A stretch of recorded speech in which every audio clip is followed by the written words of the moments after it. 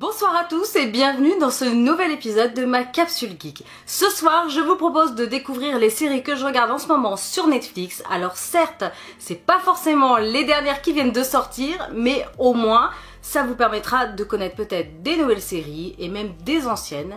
Et voilà, et connaître mes goûts, peut-être qu'on a les mêmes. Allez, on y va, c'est parti. On va commencer par Falling Skies. Alors c'est l'histoire de l'invasion extraterrestre sur Terre. Vous me direz, c'est un petit peu du déjà vu. Voilà, et il reste bien sûr quelques survivants, la Terre est totalement en ruine, mais voilà, ils tentent de survivre. Alors bien sûr, il y en a qui vont suivre le mouvement et capituler, en clair, et bien sûr, il va y avoir les résistants qui vont former un groupe solide pour essayer bien sûr de vaincre ces extraterrestres. On va suivre Tom Mason qui est un ancien prof d'histoire, je crois si je me trompe pas, et qui va en fait se retrouver dans la peau du jour au lendemain du commandant, en fait du chef de groupe. Alors bien sûr il y en a qui tentent de survivre à tout ça, et puis il y a ceux qui vont tenter quand même de comprendre pourquoi les extraterrestres en sont arrivés là, pourquoi ils sont arrivés sur Terre, pourquoi ils ont tout ravagé et qu'est-ce qu'ils leur veulent exactement.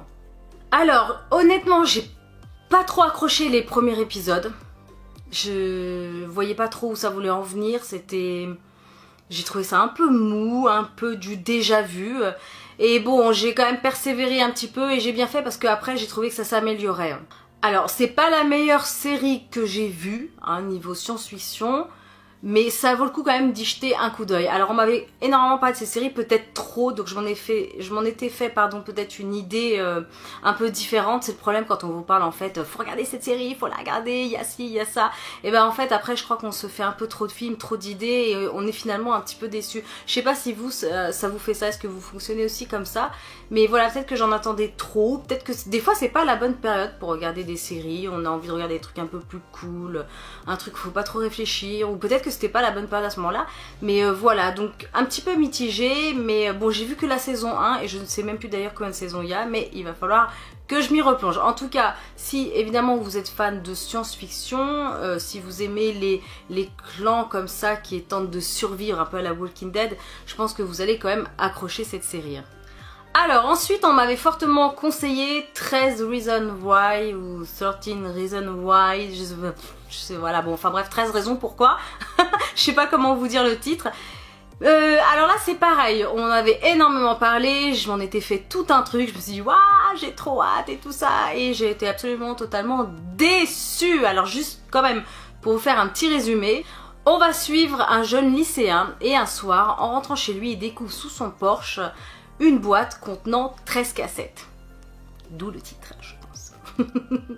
Et en fait, dans ces cassettes, il y a évidemment des enregistrements, et c'est les enregistrements d'une copine à lui de sa classe, c'est Anna Baker, je crois, si je me trompe pas, qui s'est suicidée, je crois, 15 jours auparavant. Voilà. Alors évidemment, ces cassettes vont révéler beaucoup de choses, je vais pas vous spoiler, mais en tout cas, ce qu'il faut savoir, c'est qu'au départ, lui était vraiment amoureux de cette fille. Et évidemment, ce qu'on aimerait savoir, c'est est-ce que lui fait partie de ces 13 raisons de pourquoi elle a eu ce geste, de pourquoi elle s'est suicidée, voilà. Alors je me suis arrêtée à 4 ou 5 épisodes, j'en pouvais plus. Je suis vraiment, mais alors j'étais totalement déçue. Alors par contre, ceux qui sont fans des années 80, des films tournés à cette époque, vous allez accrocher. J'avoue que j'ai beaucoup aimé ce côté-là, là c'est indéniable. Mais vraiment l'histoire en elle-même... Je sais pas, j'ai pas accroché. Peut-être que c'était en effet, encore une fois, pas une bonne période, un bon moment. Ou alors que c'est une série qui s'adresse peut-être plus aux adolescents, mais j'ai pas réussi à rentrer dedans. Et puis bon, c'est quand même assez glauque au final. Et je sais pas, en effet, c'était peut-être une histoire de période, mais j'ai absolument pas accroché. J'ai trouvé que c'était trop plat, qu'il y avait aucune action. Il y a des petits rebondissements, mais alors très peu. Alors sur 5 épisodes, c'est super long. Et vraiment ouais c'est ça, c'était vraiment plat quoi. Bref, j'ai pas du tout été happée dans l'histoire et je sais pas, peut-être qu'il va falloir quand même que je m'y remette. Je vais pourquoi pas reprendre là où j'en étais, au moins faire 1 ou 2 épisodes pour voir si la suite si j'accroche ou pas quoi. Mais vraiment voilà, pour ma part ça s'arrête là. On va parler ensuite de Orange is the New Black, série coup de foudre. Oui, j'en ai quand même. Alors là, c'est juste mais complètement dingue, cette série est complètement dingue et je sais même plus à quelle saison, je crois que j'en suis à la 4 je crois. Alors ça se passe dans le milieu carcéral et on va suivre, je sais même pas le nom de l'héroïne, mince, la blonde là, je sais plus comment elle s'appelle. Si, ça y est, Chapman. Alors on s'attache immédiatement à tous les personnages, c'est complètement dingue. Et elles ont toute une sacrée personnalité, hein. C'est des caractères quand même bien trempés. Mais alors Chapman, elle est juste excellente dans son rôle, je trouve. En fait, elle se retrouve en prison et je ne sais plus trop pourquoi, c'est une histoire de vente de drogue, je crois. Et au début, elle a un petit peu de mal quand même à se faire accepter et il va falloir qu'elle prenne ses marques et il va se passer plein de choses. Une série vraiment originale qui mêle le drame et l'humour avec brio, je trouve. C'est vraiment quelque chose de très réussi. Le casting est juste totalement dingue. Et c'est une série qui est vraiment, je trouve, parfaitement réalisée tant sur le plan technique que narratif. C'est un énorme coup de cœur. Il y a des trucs de dingue. Alors c'est une série qui est quand même très haute, hein. Je vous préviens, c'est pas quelque chose que vous allez pouvoir mettre entre les mains de n'importe quel jeune. C'est très haute, on parle de beaucoup de choses. Donc voilà, et c'est quelque chose quand même qui se regarde pas forcément en étant concentré dessus, mais de toute façon on est tellement happé qu'on est totalement plongé dedans, tout ça, vous pouvez même pas repasser devant cette série, oh, c'est pas possible, c'est juste un truc dingue. Vous allez être totalement happé par cette série, vous allez être transporté dans ce milieu carcéral, vous allez vivre chaque moment avec les héroïnes, enfin bon je vous souhaite pas de vivre tout, hein, parce que c'est quand même pas très cool. Mais on est vraiment totalement dedans et quand on regarde cette série, on regarde vraiment que cette série, on peut même pas repasser devant quoi. Parce que moi des fois je fais mon repassage, est-ce que vous faites ça vous aussi? J'aimerais savoir, est-ce que je suis la seule à faire ça?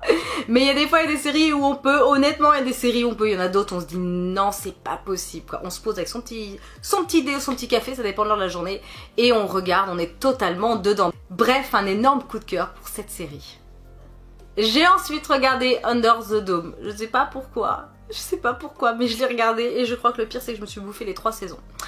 Alors, on va se retrouver dans une... On va suivre en fait une petite communauté qui va se retrouver du jour au lendemain totalement prisonnier par un dôme. Alors j'avoue que l'épisode du début est juste bluffant, je pense que c'est pour ça que j'ai voulu vraiment continuer. D'un seul coup, il y a un dôme qui se met carrément sur cette ville. Et alors tout ce qui était sur le passage, et alors, je crois que c'est une vache, il me semble, ou un cheval, je crois que c'est une vache. Il y avait une vache dans son champ, elle a été totalement coupée en deux. Je pense que c'est ça qui m'a plu, j'ai voulu vraiment regarder ensuite. Bref, du coup vous avez tous ceux qui sont à l'intérieur du dôme qui sont totalement prisonniers et ils vont devoir vivre comme ça. Évidemment, il y a des tensions qui commencent à se créer et je trouve qu'il y a des personnages qui deviennent totalement détestables. Je pense à celui qui se prend pour le chef, je sais plus... je me souviens plus comment il s'appelle. Bref, le petit chef, il est juste devenu horrible. Le fils qui séquestre la fille qu'il aime, bref. J'ai trouvé que la tournure était vraiment bizarre. C'est vraiment ce qu'on appelle un gros navet. Pourquoi j'ai regardé les 3? Je sais pas. Je devais faire beaucoup de repassages en même temps. Je me suis dit que ça allait certainement s'arranger. Et non, pas du tout. Non, c'est de pire en pire. C'est complètement tiré par les cheveux. C'est complètement débile. On ne sait pas où est-ce qu'ils veulent en venir. C'est vraiment trop mystérieux, je crois. Les acteurs sont totalement sans plus. Je ne me suis attachée à aucun personnage. Je pense qu'en fait, c'est vraiment ça. Le mystère reste trop ancré dans... trop longtemps ancré dans cette série. Et je pense que c'est ça le problème, c'est qu'à un moment donné, ça devient lassant. On se dit, ah, on va savoir. Et en fait, on n'apprend rien. C'est des épisodes qui sont longs et on n'apprend rien. Sans parler des effets spéciaux, à part cette vache qui est coupée au début, ils sont juste à chier. Franchement, mais c'est naze, c'est trop naze. Donc, Under the Dome, vraiment, là, je vais m'arrêter là, mais passez votre chemin. Ensuite, on va passer à Colony. Alors Colony, je l'ai vu, ça doit faire un mois je crois. Oui, ça fait pas très longtemps que je l'ai vu. Colony avec Josh Holloway, donc déjà... il y a Josh Holloway, donc forcément, il est trop génial ce mec. Trop génial, trop canon, ouais, trop canon. Je suis totalement fan, folle de lui. Donc déjà dans Lost, j'avais totalement accroché et là, j'ai aussi totalement accroché. Alors là, on est dans un futur qui est vraiment très proche. Donc du coup, c'est très... Voilà, on peut se projeter facilement, c'est très réaliste. Les extraterrestres ont envahi la Terre. Et ce qui est vraiment très étrange dans cette série, c'est que les humains, en fait, ne savent pas du tout à quoi ressemblent les extraterrestres. Et ce qui est très bizarre, c'est qu'en fait, les personnes qui sont censées, en fait, faire régner l'ordre, ce sont certains humains qu'on appelle les collaborateurs qui, eux, apparemment, ont déjà côtoyé les extraterrestres. Mais tout reste vague et mystérieux. Alors, on va suivre une famille où le père de famille, donc Josh Holloway, je crois qu'il s'appelle Will, au moment de l'invasion, il a été séparé de son fils, et je crois que c'est le plus grand. Donc, il vit avec sa femme, sa fille et son fils, et l'autre fils, en fait, vit en dehors, de l'autre côté des murs. Et on ne sait pas ce qu'il se passe de l'autre côté du mur, ce qu'il y a, est-ce qu'il y a une vie normale, est-ce que cette vie n'est pas normale, est-ce qu'il y a aussi les extraterrestres pardon, de l'autre côté, on ne sait pas. Donc lui, ce qu'il veut, c'est franchir le mur, aller chercher son fils. Évidemment, il va y avoir une résistance, hein. Il y a forcément des résistants qui vont vouloir faire attaquer, vouloir faire des choses. Colony nous rappelle d'ailleurs étrangement nos moments d'histoire, l'occupation allemande, la résistance, la collaboration, tout ça, il y a quand même plein de petits rappels à l'histoire et je trouve ça vraiment très intéressant du coup.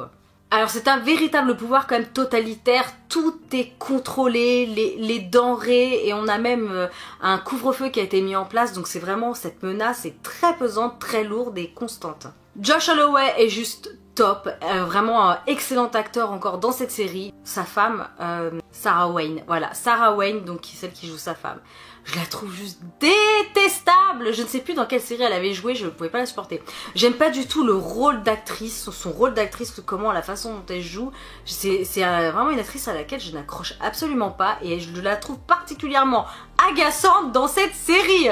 Bref, malgré cette actrice, c'est une excellente série à regarder et j'ai vraiment hâte de visionner la numéro 2. Et on va finir enfin par Stranger Things. Alors là, j'ai vu la saison 1, la saison 2 est sortie depuis un petit bout de temps, je ne l'ai pas encore visionnée. Coup de foudre total. Donc là, pareil, pour tous ceux qui sont fans des années 80, des films qui ont été tournés dans les années 80, vous allez être totalement conquis. Alors, on est projeté dans une petite ville de l'Indiana où en fait il y a une disparition d'un enfant. Alors je sais plus son nom, Will, je crois que c'est Will.